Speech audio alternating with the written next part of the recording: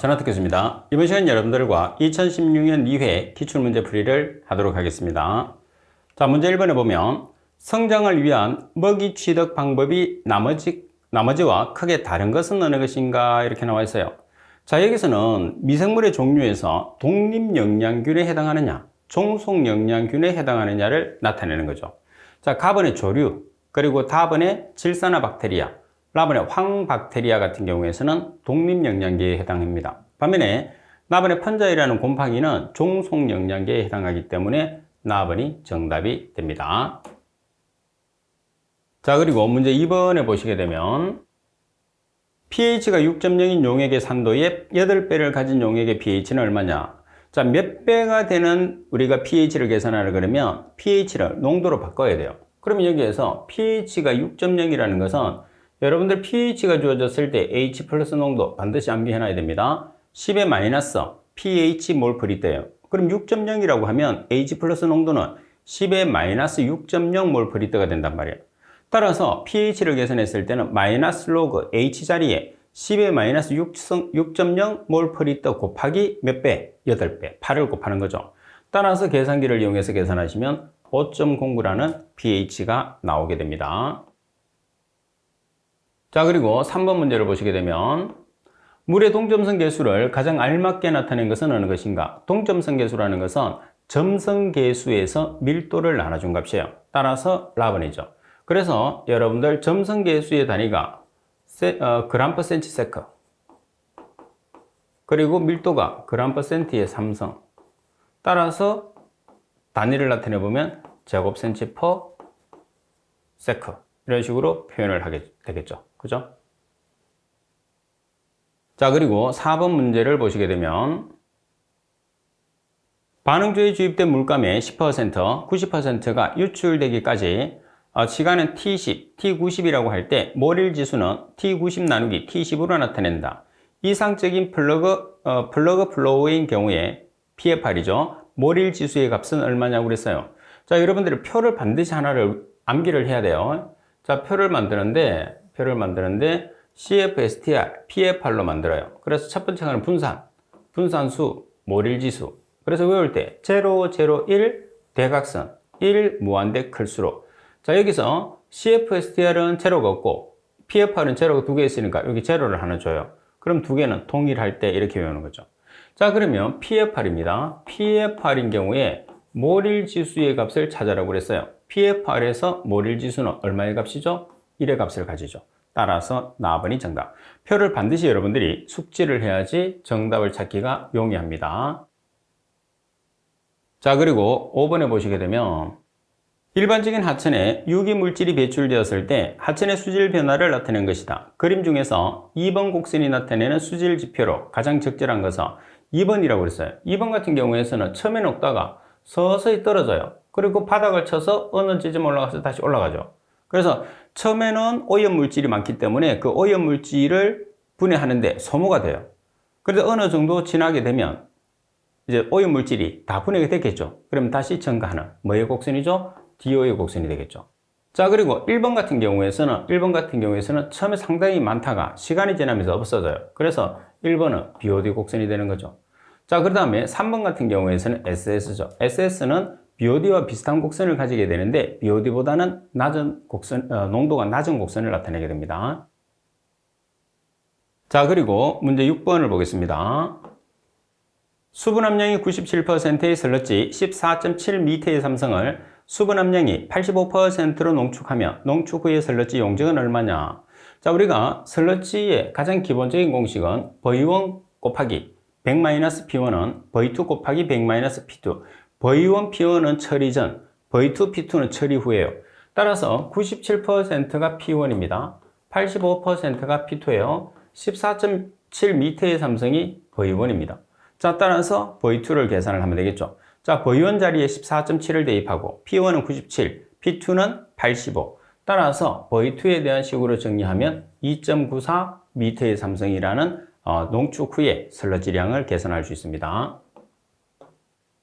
자, 그리고 7번 문제를 보시게 되면 산이 물에 녹았을 때 가지는 특성으로 틀린 것은 어느 것인가?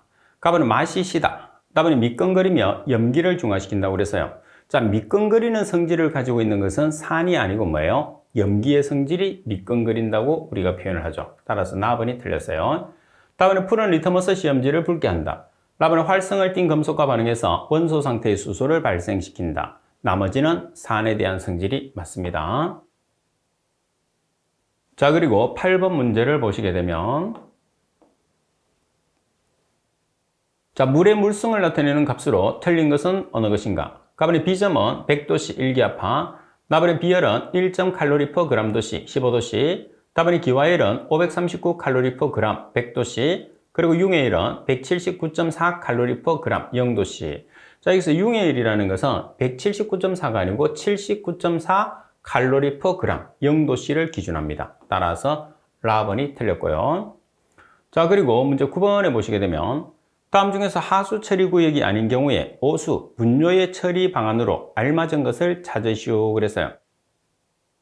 자, 이런 문제 같은 경우는 문제가 출제됐을 때 항상 답만 여러분들이 기억을 해놔도 동일하게 출제가 되니까 여러분들 내용의 답만 한번 보겠습니다. 나번이 정답인데 분뇨와 생활오수를 함께 오수 처리 시설에 유입시켜서 BOD 20mg/L 이하로 처리해서 공공수역에 방류시키는 것을 일반적인 처리 방안으로 우리가 나타내고 있어요. 나번만 기억해 놓으세요. 자, 그리고 10번에 보시게 되면 자, 우리나라의 물리용 형태에서 볼 때 수요가 가장 많은 분야는 정말 시험에 자주 나오죠. 그래서 가장 많이 사용하는 것은 어떤 정도로 많이 사용하죠? 농업용수. 그 다음은 하천유지용수. 그리고 공업용수, 생활용수 순입니다. 생활용수, 공업용수 순. 가장 많이 사용하는 것은 농업용수, 그리고 하천유지용수, 생활용수, 공업용수. 정답은 농업용수입니다. 자, 그리고 11번에 보시면 일반적으로 물속의 용존산소 농도가 증가되는 조건으로 알맞은 것은 자, 용존산소 농도가 증가하려고 하면 대기 중에 있는 산소가 많이 녹아야 되죠. 대기 중에 있는 산소는 기체이기 때문에 압력이 높고 온도가 수온이 낮을 때 아무래도 많이 녹죠. 그래서 수온이 낮고 압력, 기압이 높을 때 가번이 정답. 자, 그리고 12번 문제를 보시게 되면 글루코스 800mg/L 용액을 호기성 처리 시에 필요한 이론적인 인의 양은 얼마인가? BOD5와 질소와 인의 비가 100대 5대1, K1은 0.1%대2, 상용대수, 미수는 상용대수를 기준하니까 미수는 10을 기준하라는 뜻입니다.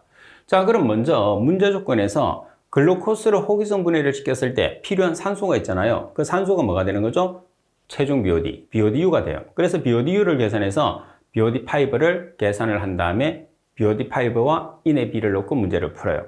자, 그러면 글루코스가 포도당입니다. 글루코스를 산소하고 반응을 시켜요. 호기성 분해를 시킵니다.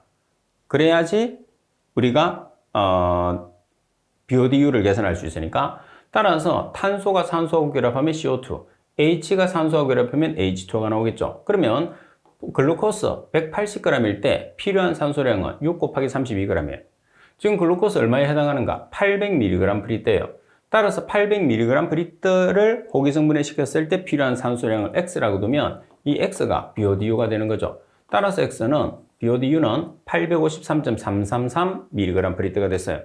자, 그러면 BOD5를 계산을 하죠. 왜? BOD5와 인의 비가 나와 있기 때문에 자, BOD5는 BOD6 곱하기 1-10의 -K1T 여기서 10을 쓰는 것은 상용대수 기준이기 때문이죠. 따라서 계산된 BODU를 여기다 대입을 해요. 그러면 853.3333mg/L 곱하기 1-10의 -K1T 자, 여기서 K라는 값이 0.1%대2로 주어졌어요. 그죠? T는 오일 BOD니까 오일. 따라서 BOD5가 583.485mg/L가 나왔죠. 그러면 BOD5와 인의 비로 우리가 계산을 하면 BOD5와 인의 비가 지금 몇 대 몇이죠?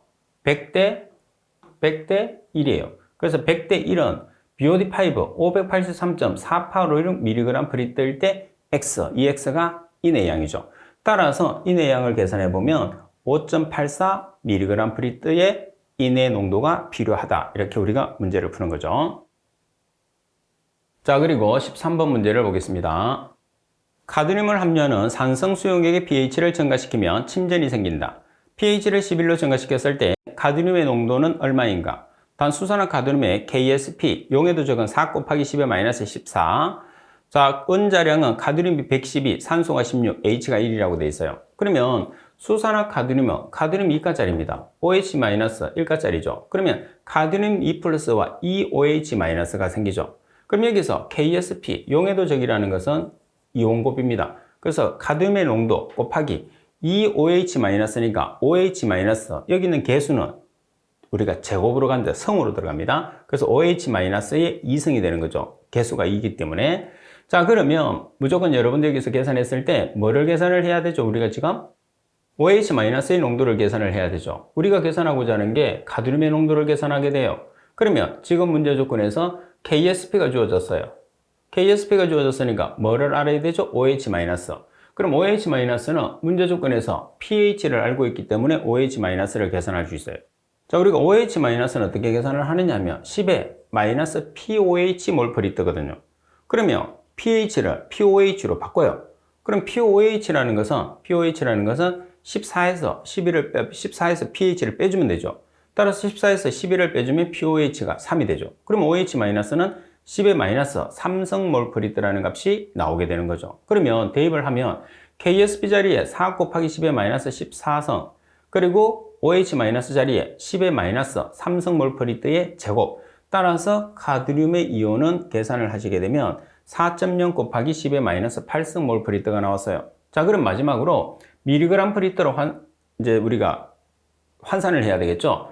그러면 지금 주어진 4.0 곱하기 10의 마이너스 8성 몰프리터라고 우리가 계산을 했어요. 그럼 1몰에 해당하는 가드뮴이 이오니까 가드뮴의 원자량이 112g. 그럼 몰 없어지죠? g을 미리그램으로 환산하기 위해서 10의 3성을 곱했어요. 그럼 그램 없어지고 미리그램 퍼리터라는 값이 나오겠죠?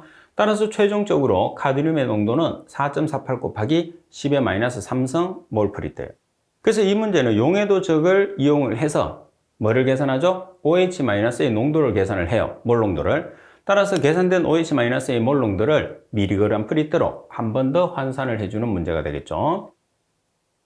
자, 그리고 14번 문제를 보시게 되면 수중의 탄산가스 농도가, 탄산가스라는 것은 CO2입니다. 농도는 암모니아성 질소, 암모니아성 질소가 NH3N.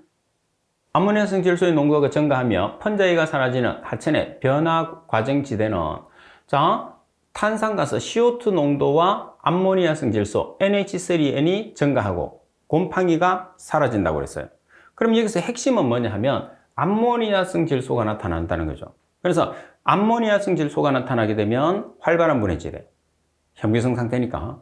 그 다음에 아질산성 질소와 질산성 질소가 동시에 나타나면 회복지대, 질산성 질소만 나타나게 되면 정수지대라고 기억을 해주시면 됩니다. 따라서 활발한 분해지대가 정답. 여기서는 암모니아성 질소가 나타난다는 게 가장 핵심이에요.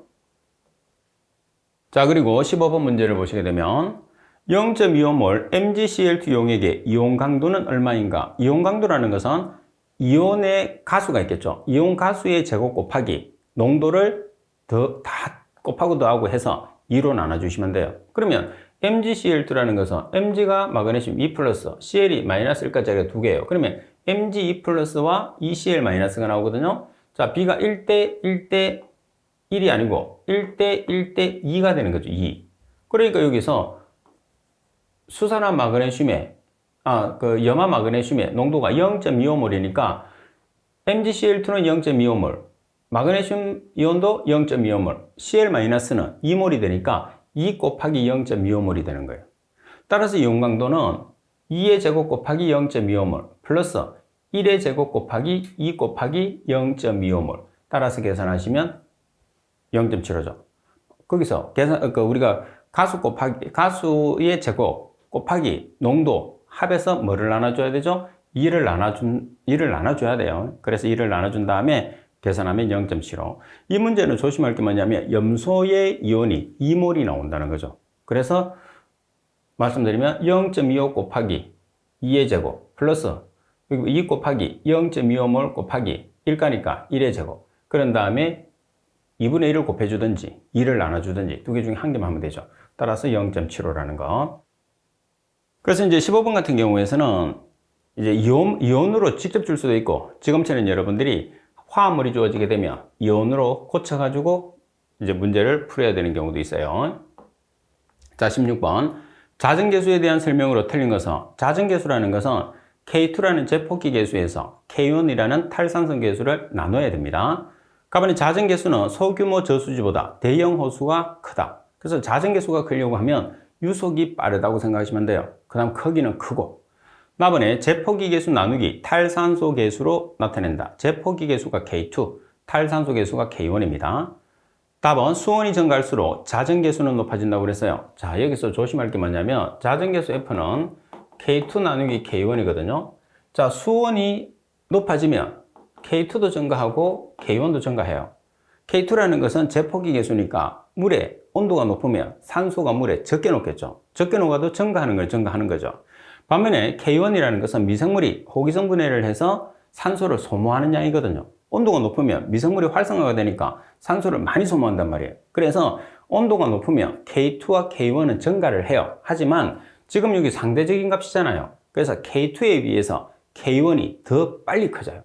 그럼 결과적으로 온도가 상승하면 F라는 자전계수는 어떻게 되죠? 작아져야 되겠죠. 그래서 높아진다가 아니고 낮아진다 이렇게 돼야 됩니다. 그리고 답은 하천의 유속이 클수록 자전계수는 커진다. 유속이 크면 클수록 자정이 잘 된다고 생각하시면 됩니다. 예외적으로 답은 수온은 상대적인 값이기 때문에 꼭 비교를 해 주셔야 됩니다. 자, 그리고 17번. 우리나라에서 주로 설치 사용되어진 분뇨 정화조의 형태로 가장 적합하게 짝지어진 것은, 자, 일반적으로 우리가 분뇨 정화조 같은 경우에서는 부패 탱크, 그리고 이모프 탱크 두 개가 분뇨 정화조입니다. 자, 이모프 탱크, 부패 탱크, 4번이 정답. 자, 그리고 18번 문제를 보시게 되면 다음 중에서 지하수에 관한 내용으로 틀린 것은 어느 것인가? 답은 천청수는 지하로 침투한 물이 제1불투 수면 위의 고인물로 공기와의 접촉 가능성이 커 산소가 존재할 경우에 유기물은 미생물의 호기성 활동에 의해서 분해될 가능성이 크다. 답은 심청수는 제1불침투수청과 제2불침투수청 사이의 피압 지하수를 말하며 지층의 정화작용으로 거의 무기에 가깝고 수온과 성분의 변화가 거의 없다. 답은 용천수는 지표수가 지하로 침투하여 암석 또는 점토와 같은 불투 수면에 차단되어 지표로 솟아나온 것으로 유기성 및 무기성 불순물의 함유도가 낮고 세균도 매우 적다. 자, 그리고 라번에 보시면 복류수는 하천이나 저수지 혹은 호수의 바닥, 자갈, 모래층에 함유되어 있는 물로 지표수보다 수질이 나쁘며 철과 망간과 같은 광물질 함유도가 높다 그랬어요. 자, 여기서 복류수라는 것은 인공지하수죠. 자, 따라서 지표수에 비해서 수질이 어때요? 지표수에 비해서 수질이 양호합니다.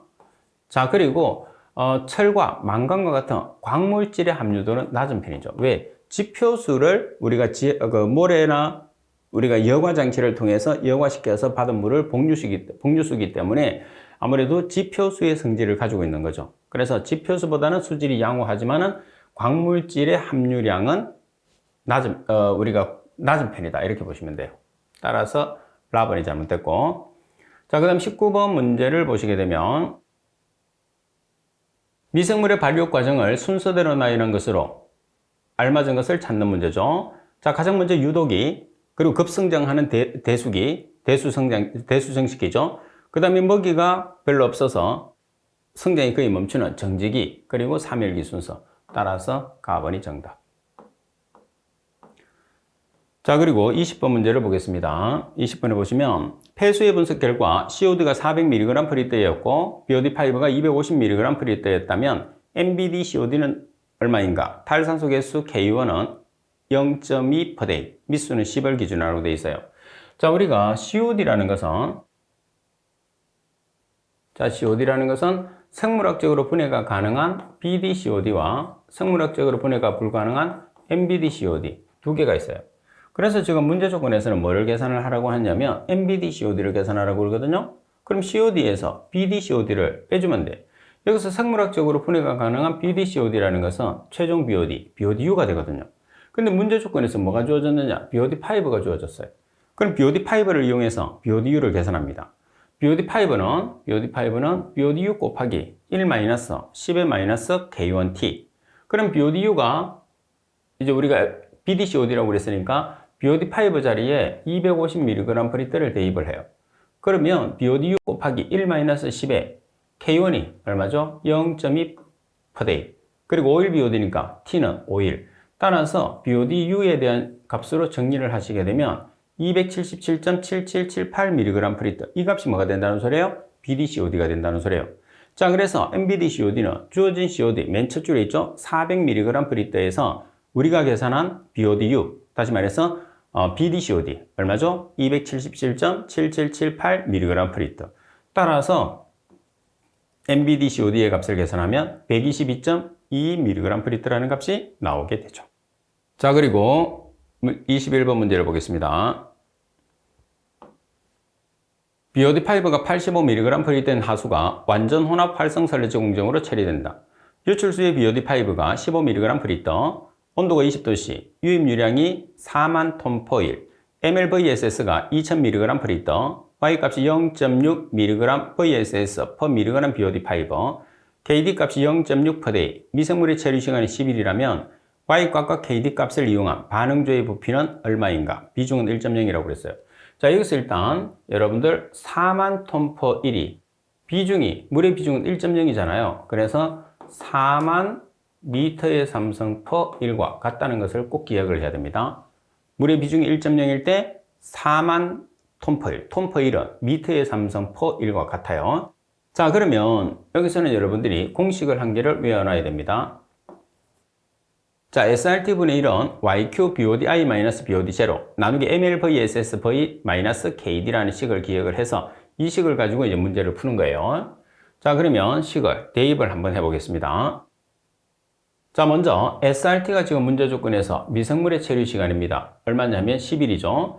자, 그리고 Y라는 값이 단위는 없습니다. 0.6. 그리고 Q라는 값이 4만 톤/일은 물의 비중이 1.0일 때 4만 미터의 삼성/day입니다. 4만 미터의 삼성/day. 자, 그리고 유입수의 BOD와 유출수의 BOD. 유입수의 BOD가 85mg/L, 유출수의 BOD가 15mg/L. 나누기 mLVSS 미생물이 2000mg/L 곱하기 최적 V 마이너스 KD. 문제 조건에서 KD는 0.6/day. 따라서 V에 대한 식으로 정리를 해서 계산을 하시게 되면 자, 최적 V라는 값이 얼마가 되느냐 하면 1200m의 삼성이라는 값이 나오게 된다는 거. 공식을 좀 외워야지 풀 수 있는 문제입니다.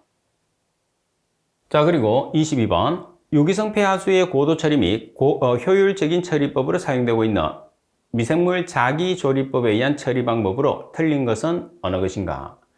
자, 여기서는 미생물 자기조리법에 해당하지 않는 걸 찾는 거죠. 자, 답을 해보면 SBR법은 연속 회분식 활성설렁지법입니다. 그래서 답은이 정답.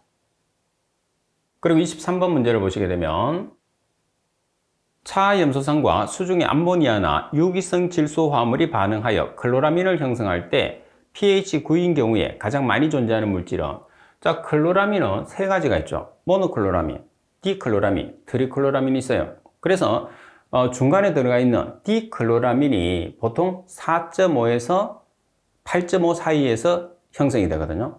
그 다음에 4.4 이하에서는 트리클로라민, 8.5 이상에서는 모노클로라민. 그러면 pH 9는 8.5 이상이잖아요. 그래서 8.5 이상에서 생기는 클로라민은 모노클로라민. 따라서 정답은 가번. 그리고 24번 문제를 보시게 되면 미생물의 접착용 회전원판의 지름이 3m이며 740매로 구성되었다. 유입 수량이 1000m의 삼성/일, BOD가 150ppm일 경우에 수량 부하 리터/제곱미터와 BOD 부하 그램/제곱미터는 얼마인가? 양면을 기준한다고 그랬어요. 자, 그러면 자, 조건 자체를 이용해서 한번 문제를 풀어보도록 하겠습니다.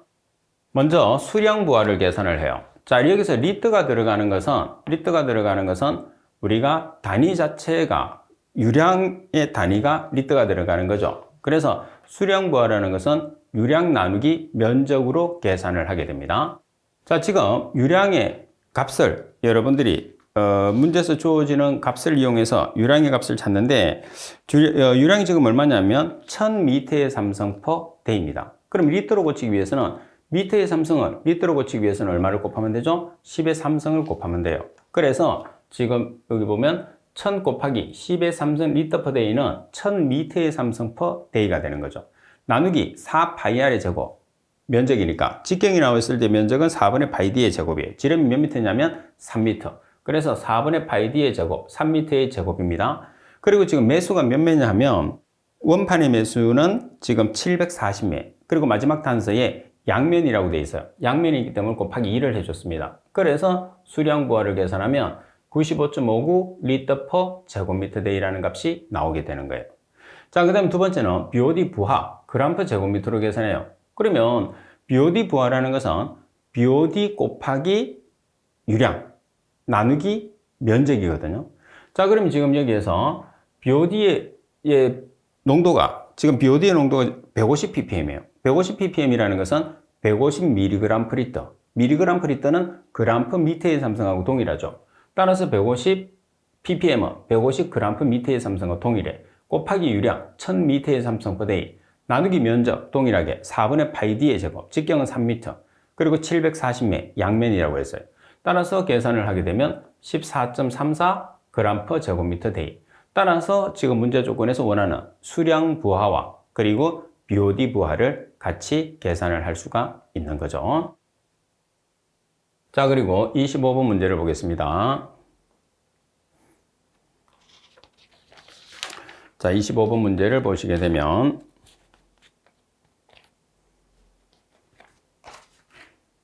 자, 아래 주어진 조건에서 폐설러치 배출량은 얼마인가 이렇게 나와 있어요. 자, 단서에 보시면 포기조 용적은 10,000m의 삼성, 포기조 MLSS 농도는 3000mg per 리터, SRT는 3일, 폐설러치 함수율은 99%, 유출수의 SS 농도는 무시한다고 되어 있죠. 자, 여기에서 SRT라는 것은 어떻게 계산을 하죠? 자, SRT라는 것은 MLSS/V 나누기 QWSSW예요. 그러면 SRT라는 미생물 체류 시간이 3일, 그리고 MLSS라는 미생물이 3000mg per 리터, 그리고 지금 용적이 10,000m의 삼성, 나누기 QW, 폐설러치 유량, 그리고 SSW는 지금 여러분들 폐설러치의 함수율이 90%예요. 그러면 폐설러치 함수율이 90%면 고형물이 몇 퍼센트? 고형물이 1%. 그래서 SSR이나 SSW가 1%라는 뜻입니다. 자, 그럼 퍼센트를 미리그램 per 리터로 환산하기 위해서는 얼마를 곱하면 되죠? 10의 4성. 따라서 1%는 10의 4성 미리그램 per 리터가 되는 거죠. 따라서 QW라는 폐설러치 유량은 1000m의 삼성 per day라는 값으로 계산을 할 수가 있는 거죠. 자, 그래서 계산하는 문제는 여러분들이 반복적으로 문제를 풀어봐야지 여러분 것이 되는 거예요. 한번 풀어서 시험장에 가면 실제로 풀기가 어렵습니다. 자, 26번. 가스 상태의 염소가 물에 들어가면 가스 분해와 이온화 반응이 일어나서 살균력을 나타낸다. 이때 살균력이 가장 높은 pH 범위는 어느 것인가 그랬어요. 자, 염소 소독 같은 경우에서는 살균제 중에서 가장 강력한 살균제가 뭐냐면 실제로 염소 소독을 나타내보면 Cl2가 물에 녹아요. 그러면 HOCl이 만들어지고 Cl-가 만들어지고 H+가 만들어지거든요. 그래서 HOCl이 염소 살균제 중에서는 가장 강력한 살균제가 되는 거죠. 자, HOCl이 많이 만들어지면 많이 만들어질수록 살균이 강하게 일어나는 거예요.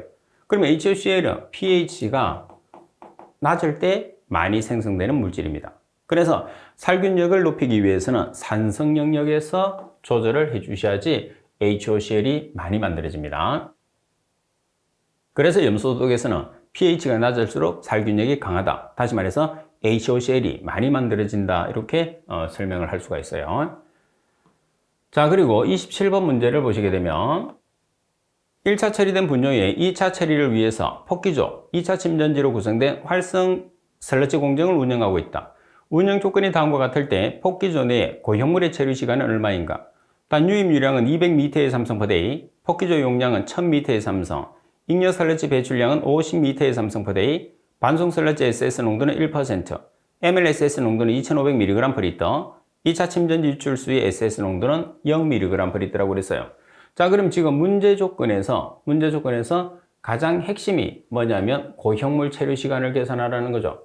고효물 처리 시간이 SRT예요. 그럼 SRT라는 것은 MLSSV 나누기 QWSSW 25번에서도 문제를 풀었어요. 그죠? 자, 그러면 MLSS라는 값이 얼마죠? 2500mg/L. 자, 그리고 용량이 1000m의 삼성 나누기 QWSSW. QW가 지금 얼마죠? 50m의 삼성 per day.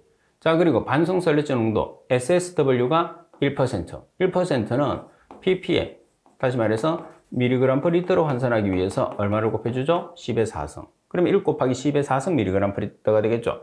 따라서 계산하시게 되면 SRT는 5일이 되는 거죠. 자, 그래서 25번에서는 동일한 식에서 QW를 계산한 거고 27번에서는 SRT를 계산했을 뿐이죠. 두 개 문제는 동일한 문제입니다. 실제로는. 자, 그리고 28번 문제를 보겠습니다. 유량 2500m의 삼성포대인 폐수를 활성설러치법으로 처리하고자 한다. 폭기조로 유입되는 SS 농도가 200mg/L이고 폭기조 내의 MLSS 농도가 2000mg/L이며 폭기조 용적이 2000m의 삼성일 때 슬러지 일령을 대의로 계산하시오 그랬어요. 자, 슬러지 일령이라는 것은 MLSSV 나누기 유입수의 SS 곱하기 유입수의 유량을 슬러지 일령이라고 그래요. 그러면 여기서 MLSS 농도가 얼마냐면 2000mg/L.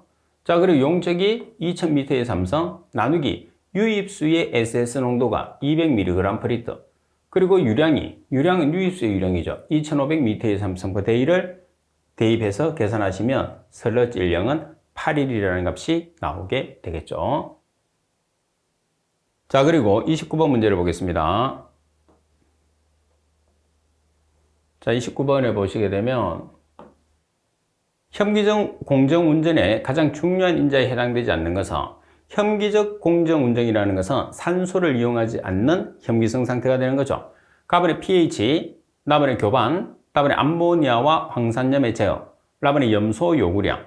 자, 여기서 혐기성 공정운전에 가장 관계가 없는 것은 염소 요구량과는 관계가 없습니다. 자, 그래서 29번에는 라번이 되고, 자, 그 다음 30번에 보시게 되면 하수고도 처리를 위한 단일 단계 질산화 공정에 대한 내용으로 틀린 것은 어느 것인가? 가번에 BOD 나누기 TKN이라는 것은 총 킬달 질소, B가 높아서 안정적인 MLSS 운영이 가능함. 나번에 독성 물질에 대한 질산화 저해 방지가 가능함. 그리고 답은 온도가 낮을 경우에 반응조 용적이 매우 크게 소요됨. 라번의 운전의 안정성은 미생물 반송을 위한 2차 침전지의 운전에 좌우됨. 자, 여기서 나번에 보면 독성 물질에 대한 질산화 저해 방지가 가능한 게 아니고 불가능한 게 가장 큰 특징입니다. 그래서 불가능하다 이렇게 되니까 나번이 틀렸어요. 자, 그리고 31번 문제를 보시게 되면 2700m의 삼성포대의 폐수 처리를 위해서 폭이 5m, 길이가 15m, 깊이가 3m인 침전지, 유효 수심이 2.7m입니다. 침전된 슬러지가 바닥에서 유효 수심의 5분의 1이 찬 경우에 침전지의 수평 유속은 얼마인가 그랬어요. 자, 우리가 유량을 계산했을 때 유량은 면적 곱하기 속도거든요. 자, 여기서는 우리가 이제 유속을 계산을 하기 때문에 통과 면적을 사용을 해요. 그래서 유속은 유량 나누기 통과 면적. 통과 면적이라 수면적이라는 것은 폭과 길이를 곱했지만은 통과 면적이라는 것은 폭과 깊이를 곱해주는 겁니다. 자, 따라서 유량이라는 값이 지금 얼마냐 하면 2700m의 삼성 per day입니다. 자, 그리고 W, 폭이 얼마냐 하면 폭이 5m. 그리고 깊이가, 여기서 깊이라는 것은 유효수심이죠. 유효수심. 자, 유효수심이 2.7m입니다. 자, 그리고 문제는 뭐냐면 유효수심의 5분의 1이 슬러지가 차 있는 층이에요. 그러면 실제로 물이 지나가는 것은 5분의 4만큼 지나가잖아요. 그래서 5분의 4를 반드시 보정을 해야 됩니다. 자, 그리고 정답에는 분으로 계산하라고 그랬기 때문에 유량의 대의 단위를 분으로 고쳐요. 그러면 하루는 24시간, 1시간은 60분을 보정을 하는 거죠. 따라서 속도는 0.17m/min라는 값이 나오겠죠. 자, 이 문제의 핵심은 슬러지 층을 제외를 시켜준다는 게 이 문제의 가장 큰 핵심입니다. 자, 그리고 32번 문제를 보시게 되면 hợp착에 관한 설명으로 틀린 것은 어느 것인가? 가번 hợp착은 보통 물리적 hợp착과 화학적 hợp착으로 분류한다. 맞죠? 다음에 화학적 hợp 착은 주로 반대로 발생 힘에 기인하며 비가역적이다. 자, 화학적 hợp 착은 주로 hợp 착제 용질의 화학 반응에 의해서 기인하고 비가역적입니다. 반면에 반대로 발생 힘은 물리적인 hợp 착에 작용하는 힘이 되는 거죠. 그리고 물리적인 hợp착은 가역적 반응입니다. 그리고 답은 hợp착제는 단위 질량당 표면적이 큰 활성탄, 제올라이트 등이 사용된다. 다음에 활성탄은 코코넛 껍질, 석탄 등을 탄화시킨 후에 뜨거운 공기나 전기로 활성화시켜서 제조한다.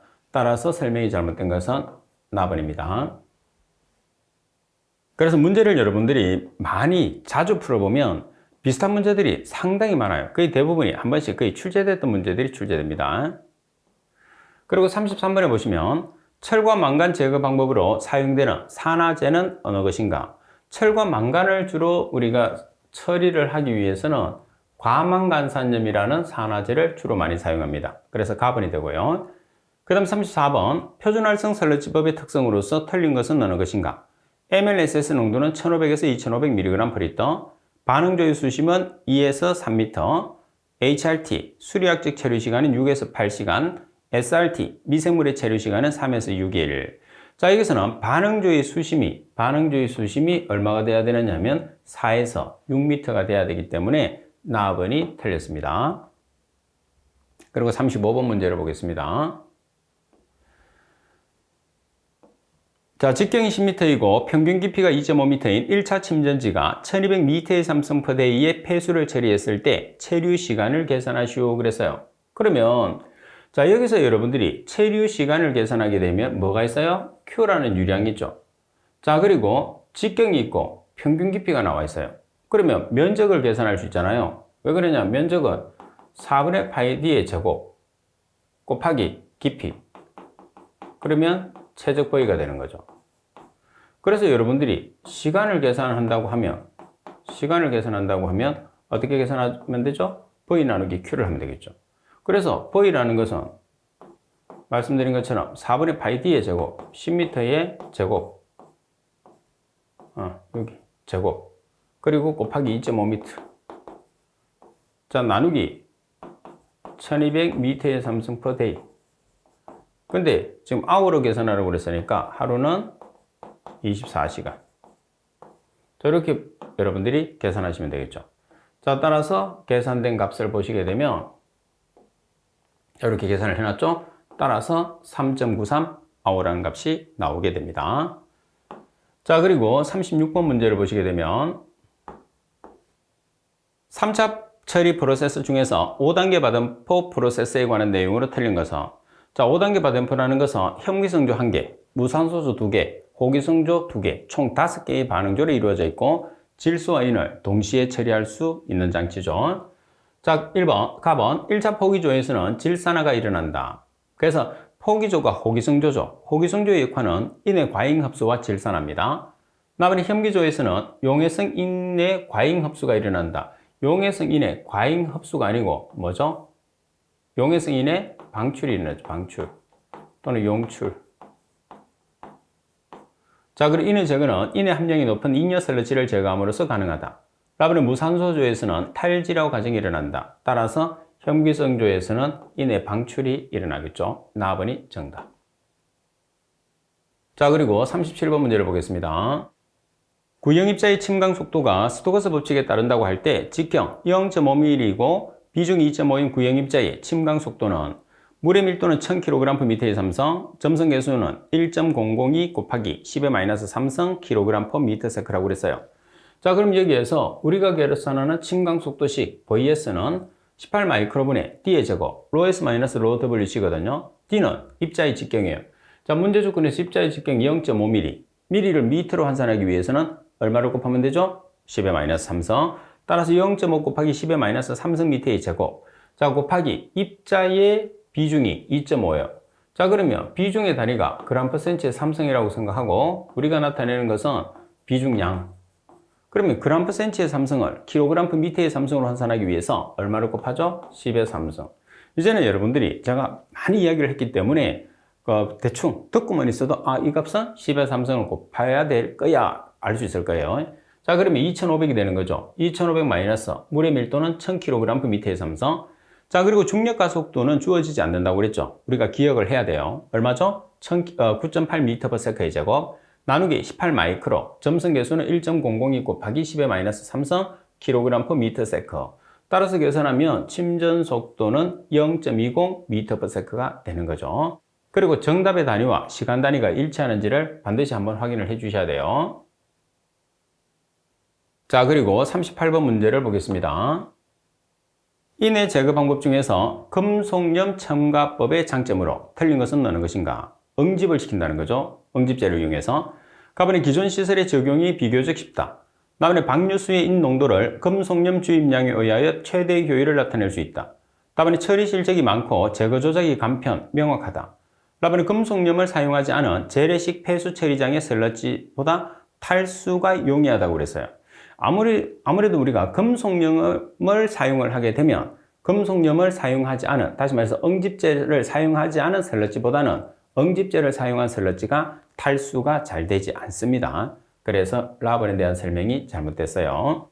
그리고 39번 문제를 보시게 되면 용존산소와 미생물의 관계를 설명한 것으로 틀린 것은 어느 것인가? 용존산소라는 것은 물속에 녹아있는 산소를 용존산소라고 하죠. 가번에 호기성 미생물은 호흡을 위해서 물속의 용존산소를 섭취한다. 맞습니다. 다음에 현기성 미생물은 호흡을 위해서 화학적으로 결합된 산화물에서 산소를 섭취한다. 맞죠? 다음에 이미성 미생물은 호기성과 현기성을 번갈아 다니는 미생물, 호기성 환경이나 이미성 환경에 관계없이 성장하는 미생물을 의미한다. 다음에 현기성 미생물은 모든 종류의 산소가 차단된 상태에서 잘 자란다고 그랬어요. 자, 현기성 미생물 같은 경우에서는 모든 종류의 산소가 차단된 상태에서는 성장 속도가 상당히 느리죠. 그리고 라번을 참고를 하시면 돼요. 라번이 정답. 자, 그리고 40번 문제를 보시게 되면 염소 요구량이 5mg/L인 하수 처리장에서 잔류염소가 5mg 잔류염소 농도가 0.5mg/L가 되도록 염소를 주입하려고 한다. 이때 염소 주입량은 얼마냐고 그랬어요. 자, 우리가 염소 주입량은 어떻게 계산하죠? 염소 주입량은 염소 요구량 플러스 잔류 염소량을 어때요? 합친 거예요. 그럼 염소 주입량은 요구량이 5mg/L, 잔류 염소가 0.5mg/L 합치면 얼마죠? 5.5mg/L. 그럼 정답은 5.5mg/L. 거의 뭐 계산 과정도 필요 없이 답이 나오죠. 자, 그리고 41번 문제를 보겠습니다. 아연의 자외선 가시선 분광법에 관한 설명이다. 갈로에 알맞은 말은 아연 이온은 갈로에서 진콘과 반응해서 생성되는 청색의 킬레이트 화합물의 흡광도를 측정하는 방법이다. 자, 우리가 아연을 이제 분석했을 때 진콘법이라고 이야기하죠. 자외선 가시선 분광법을 pH가 얼마? pH가 9 플러스 마이너스 0.2. 그래서 정확하게는 8.8에서 9.2 사이죠. 따라서 약 pH는 9입니다. 답은이 정답. 자, 그리고 42번 문제를 보시게 되면 수질오염 공정시험 기준 총칙에 정의된 용어에 대한 내용으로 틀린 것은 어느 것인가? 가번에 표준 편차율이라 하면 표준 편차를 정량 범위로 나눈 값의 백분율이다. 나번에 약이라 하면 기재된 양에 대해서 플러스 마이너스 10% 이상의 차이가 있어서는 안 된다. 약은 플러스 마이너스 10%. 다번에 시점 조작 중에서 적실한 30초 이내. 다번에 항량으로 될 때까지 건조한다 하면 같은 조건에서 1시간 더 건조했을 때 전후 무게의 차이가 g당 0.3mg이야. 1시간 더 건조했을 때 매 g당 0.3mg이야. 그러면 가번이 틀렸죠. 자, 가번 같은 경우에서는 표준 편차를 정량 범위로 나눈 게 아니고 표준 편차를 평균 값으로 나눈 값을 표준 편차라고 이야기합니다. 가번이 정답. 자, 그리고 43번 문제를 보시게 되면 공장 폐수 및 하수 유량 측정을 위한 웨어의 최대 유속과 최소 유속의 비는, 자, 최대 유속과 최소 유속의 비가 가장 큰 게 뭐죠? 웨어죠. 얼마예요? 500대 1. 따라서 라번이 정답. 자, 그리고 44번 문제를 보도록 하겠습니다. 자, 44번 문제를 보시게 되면 0.08 노르말 HCl 70ml와 0.04 노르말 NaOH 130ml를 혼합한 용액의 pH를 계산하시오 그랬어요. 그러면 지금 여러분들 HCl과 NaOH는 액성이 같은 물질인가요? 다른 물질인가요? 다른 물질이에요. X성이 서로 다를 때는 혼합 공식을 사용했을 때 어떻게 해줘? 빼줘요. 자, 그러면 0.08 노르말 HCl 70ml는 산, 0.04 노르말 NaOH 130ml는 알칼리입니다. 그래서 혼합 공식에서 빼주는 거예요. 자, 먼저 70ml 곱하기 농도 HCl은 H가 1개, 1가짜리예요. 그 다음 NaOH도 OH가 1개, 1가짜리. 1가짜리는 몰 농도와 노르말 농도가 동일합니다. 그래서 0.08 몰프리터, pH가 몰 농도니까 마이너스 130ml 곱하기 0.04 몰프리터 나누기 부피의 합 70 플러스 130. 따라서 계산하면 0.002 몰프리터가 나오거든요. 자, 혼합용액의 H 플러스 농도가 0.002 몰프리터가 나왔어요. 그럼 H 플러스의 농도를 알고 있을 때 pH는 마이너스 로그 H 플러스 이 값을 여기다 대입하는 거예요. 따라서 계산기를 이용해서 계산하면 2.70이라는 값이 나오게 되죠. 자, 그리고 43번 문제를 보시게 되면 식물성 플랑크톤 조류의 저배율 방법에 의한 정량 시험 시 주의사항으로 틀린 것은 어느 것인가? 가번의 세지기 러프트 챔버는 조작이 편리하고 재현성이 높아서 미소플랑크톤의 검경에 적절하다고 그랬어요. 자, 미소플랑크톤이라는 것은 작은 플랑크톤이죠. 따라서 세지기 러프트 챔버는 미소플랑크톤의 검경에는 적절하지 못합니다. 자, 그리고 답은 정체 시간이 짧을 경우에 충분히 침전되지 않은 개체가 개수시 제외되어서 오차 유발 요인이 된다. 답은 시료를 챔버에 채울 때 피펫은 입구가 넓은 것을 사용하는 것이 좋다. 답은 개수시에 스트립을 이용할 경우에 양쪽 경계면에 걸린 개체는 하나의 경계면에 대해서만 개수한다. 설명이 잘못된 것은 가번이 정답이 되고요. 자, 그리고 46번 문제를 보시게 되면 자, 익류폭이 5m인 유분리기로부터 폐수가 넘쳐 흐르고 있다. 넘쳐 흐르는 부분에 수도를 측정하니 10cm로 하루 종일 변동이 없었다. 배출되는 하루 유량을 계산하시오 그랬어요. 자, 그러면 하루 유량을 계산을 하는데 Q가 되는 거죠. 문제 조건에서 공식이 주어졌어요. 1.7 곱하기 B 곱하기 H의 2분의 3성. 여기서 B라는 것은 뭐죠? B라는 것은 폭이죠, 폭. 5m가 B가 되는 거죠. H라는 것은 뭐냐면 수도입니다, 수도. 10cm가 수도가 되죠. 그래서 1.7 곱하기 5m 곱하기 10cm는 0.1m죠. 0.1m의 2분의 3성. 따라서 0.26879m의 3성/s가 됐어요. 그런데 정답에는 단위가 전부 다 뭐예요? day. 하루의 유량을 계산하라고 그랬으니까. 그래서 세크를 day로 고치기 위해서 단위 환산을 합니다. 그럼 세크를 day로 고쳐요. 1시간은 3600초. 그리고 하루는 24시간을 보정을 하게 되면 최종적으로 계산한 값은 2.32 곱하기 10의 4성 미터의 3성 per day라는 값이 나오죠. 그래서 항상 우리가 문제를 풀었을 때 정답에서 요구하는 단위로 꼭 보정을 해 주셔야 됩니다.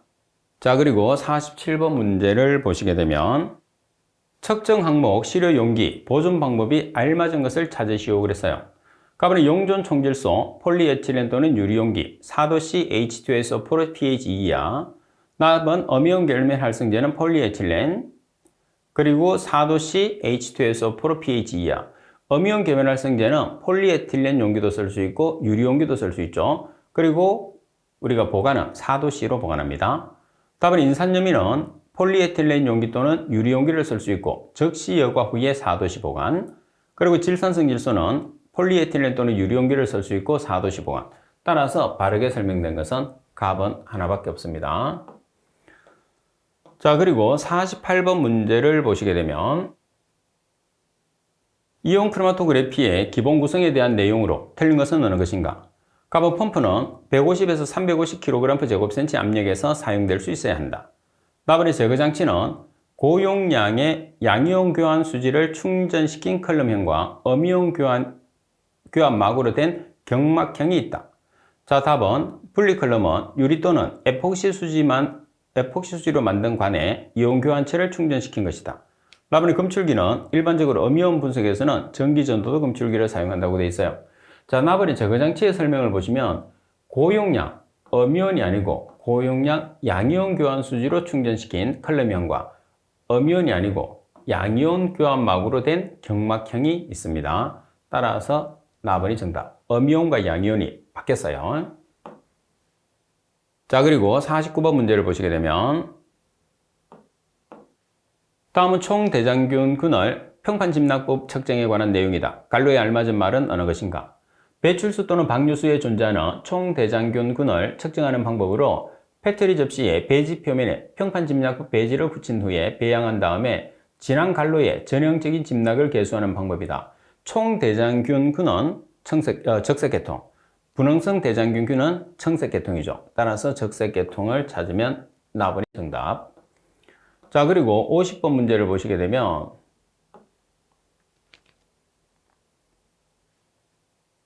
불꽃 원자 흡수 분광광도법에서 일어나는 간섭 중에서 화학적 간섭은 어느 것인가 이렇게 나와 있어요. 가번을 분석하고자 하는 원소의 흡수 파장과 비슷한 다른 원소의 파장이 서로 겹쳐 비이상적으로 높게 측정되는 경우에 자, 가번 같은 경우에서는 풀이에도 있는 것처럼 광학적 간섭에 해당합니다.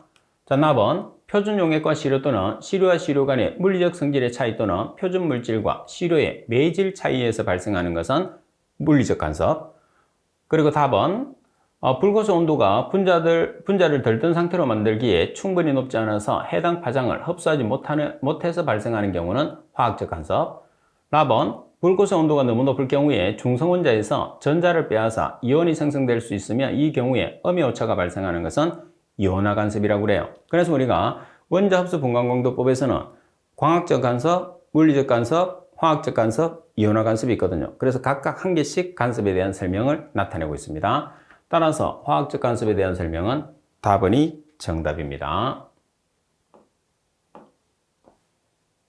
자, 그리고 51번 문제를 보도록 하겠습니다. 자, 51번에 보면 순수한 물 150ml에 에틸알코올 비중이 0.79, 80ml를 혼합하였을 때 이 용액의 에틸알코올 농도를 W/W 중량 %로 얼마인가 나와 있어요. 자, 그러면 이 조건 자체 내에서 여러분들이 용질과 용매를 분류를 해보면 자, 지금 용질이 에틸알코올이잖아요. 그럼 에틸알코올 80ml 질량으로 고쳐야 돼요. 그럼 비중 0.79, 단위는 그램 per ml. 그러면 그램이 만들어졌죠? 자, 그리고 용매는 지금 물 150ml. 자, 물의 비중은 1.0. 그래서 부피의 비중을 곱하면 질량으로 바뀝니다. 따라서 여러분들이 용질 자리에 이 값, 용매 자리에 이 값을 대입을 해서 나타내면 W/W %를 계산할 수 있죠. 29.64%입니다. 자, 그리고 52번 문제를 보겠습니다. 유기물의 함량이 비교적 높지 않고 금속의 수산화물, 산화물, 인산염이 황화물을 함유하고 있는 시료에 적용되며 휘발성 또는 난용성 염화물을 생성하는 금속 물질의 분석에 주의해야 하는 시료의 전처리 방법으로 알맞은 것은 자, 여러분들이 지금 이 내용 중에서는 금속이 있어요. 그 다음에 인산염이 있습니다. 그래서 여러분들이 기억했을 때는 어떻게 기억했느냐면 염산, 임금, 주고 이렇게 외우라 했거든요. 자, 그럼 여기에서 염산은 말 그대로 염산이에요. 앞에는 항상 뭐가 붙어야 되죠? 질산이 붙어야 되죠. 그래서 질산염산법. 자, 인이라는 것은 인산염, 금이라는 것은 금속. 그래서 질산염산법 가번이 정답입니다. 자, 그리고 53번 문제를 보시게 되면 불소화물을 측정하는 방법을 가장 적절하게 짝지은 것을 찾으시오 그랬어요. 자, 불소화물은 자외선 가시선 분광법이 있습니다. 그리고 이온 크로마토그래피가 있고 이온 점검법이 있고 연속 흐름법이 있어요. 그러면 자외선 가시선 여기서 여러분들이 불소화물은 중금속 물질이 아니에요. 중금속 물질이 아니니까 일단은 뭐를 빼느냐? 원자 합수 분광광도법은 정답이 아니에요. 그 다음 유독이나 플라즈마 원자 발광광도법도 중금속을 측정하는 방법이기 때문에 정답이 아니에요. 자, 그리고 기체 크로마토그래피도 없죠. 따라서 정답은 라번이 되겠네, 그죠? 자, 라번에 보면 자외선 가시선 분광법과 이온 크로마토그래피법, 라번이 정답. 네 가지 방법으로 분석할 수 있다는 거. 자, 그리고 54번 문제를 보시게 되면 수질오염 공정시험 기준 중에서 온도 표시에 대한 내용으로 틀린 것은 어느 것인가? 가번에 찬곳은 따로 규정이 없는 한 0에서 15도 C의 곳을 뜻한다. 그리고 나번 냉수는 15도 C하를 말한다. 온수는 60에서 70도를 말한다. 라번이 시험은 따로 규정이 없는 한 실온에서 조작한다. 실온이 아니고 상온에서 조작하는 것을 원칙으로 합니다. 그죠? 자, 그리고 55번. 다음 그림은 자외선 가시선 분광법으로 불소 측정 시 사용되는 분석기기인 수정기 정류장치이다. C의 명칭으로 알맞은 것은, 자, C라는 것은 냉각기죠. 몇 번 나왔어요. 정답은 4번. 자, 그리고 56번을 보시게 되면, 자, DO를 측정 시에 엔딩 포인트, 종말점이죠. 자, 종말점에 있어서 액의 색깔은 용존 산소를 적정법으로 측정했을 때 종말점의 색깔은 무색이 되는 점이니까 4번이 정답. 자, 그리고 57번 문제를 보겠습니다. 비소 표준 논액을 100ml 조제하려면 삼산화비소의 채취량은 얼마인가? 비소의 원자량은 74.92g이라고 그랬어요. 자, 그러면 삼산화비소 중에서 비소가 몇 개 있죠? 2개, EAS. 그럼 삼산화비소의 분자량이 197.84g입니다. 계산해놨죠? AS, 비소의 원자량이 74.9예요. 그래서 197.84g일 때 2 곱하기 74.92g은 지금 비소 표준원액이 1mg/ml라고 그랬어요. 자, 1mg/ml에 얼마를 제조하죠? 100ml를 제조해요. 그때 필요한 삼산화비소가 얼마만큼 필요하냐? 그래서 삼산화비소를 X로 넣는 거죠. 따라서 ml 없애면 X라는 것은 mg으로 산출이 되겠죠. 그래서 삼산화비소는 132.03mg이 나오게 됩니다. 자, 그리고 58번 문제를 보시게 되면 알킬 수원을 기체 크로마토그래피에서 시료 주입부 온도, 클럼 온도, 검출기 온도로 알맞은 것을 찾으시오 그랬어요. 자, 시료 주입부 온도는 140에서 240도씨, 클럼 온도는 130에서 180도씨, 검출기 온도는 140에서 200도씨가 적합하니까 정답은 4번이 됩니다. 자, 그리고 59번 문제를 보겠습니다. 자, 59번 문제를 보시게 되면 A 폐수의 부유물질의 측정을 위한 시험 결과가 다음과 같을 때 부유물질의 농도는 얼마인가? 자, 부유물질의 농도를 계산했을 때는 여과 후의 무게에서 여과 전의 무게를 뺀 다음에 시료량으로 나눠주면 되겠죠. 따라서 여과 전의 무게, 여과 후의 무게가 있어요. 여과 후의 무게 42.6812g에서 여과 전의 무게 42.6645g을 빼줘요. 그런 다음에 그램을 미리그램으로 환산하기 위해서 10의 3승을 곱하죠. 나누기 시료량. 자, 시료량 100ml라는 것은 0.1L죠. 그래서 100 곱하기 10의 마이너스 3승을 하셔도 되고 0.1L를 대입하셔도 돼요. 따라서 계산하면 167mg/L가 됩니다. 자, 그리고 60번 문제를 보시게 되면 다음 갈로에 알맞은 말은 어느 것인가? 금속류 불꽃 원자 흡수 분광광도법은 시료를 2000에서 3000K의 불꽃 속으로 시료를 주입하였을 때 생성되는 갈로의 중성 원자가 고유 파장의 빛을 흡수하는 현상을 이용해서 개개의 고유 파장에 대한 흑광도를 측정한다. 자, 여기서는 어떤 상태가 됐을 때? 바닥 상태. 그래서 4번이 정답. 자, 설명해 보면 우리가 바닥 상태를 기저 상태라고 하고 여기 상태를 들뜬 상태라고 하거든요. 그래서 바닥 상태에서 들뜬 상태로 갔을 때는 에너지가 흡수돼야 돼요. 그 다음에 들뜬 상태에서 바닥 상태로 내려갔을 때는 에너지가 방출이 돼야 됩니다. 따라서 갈로에 들어갈 말은 바닥 상태. 여러분들이 잘 기억을 해주세요. 그래서 뭐 그림으로 나타내면 이렇게 나타낼 수 있어요. 위쪽이 들뜬 상태입니다. 들뜬 상태가 여기 상태, 아래쪽이 기저 상태, 기저 상태가 바닥 상태예요. 그래서 바닥 상태에서 들뜬 상태로 갔을 때 에너지를 흡수하고 들뜬 상태에서 바닥 상태로 갔을 때 에너지가 방출된다는 그런 뜻입니다. 그래서 들뜬 상태라고도 하고 기저 상태, 들뜬 상태라고 하고 여기 상태라고도 하고 기저 상태라고도 하고 바닥 상태라고도 한다는 거죠. 자, 60번에는 갈로 안에 들어갈 말은 바닥 상태입니다. 자, 이번 시간 수업은 이것으로 마치도록 하겠습니다.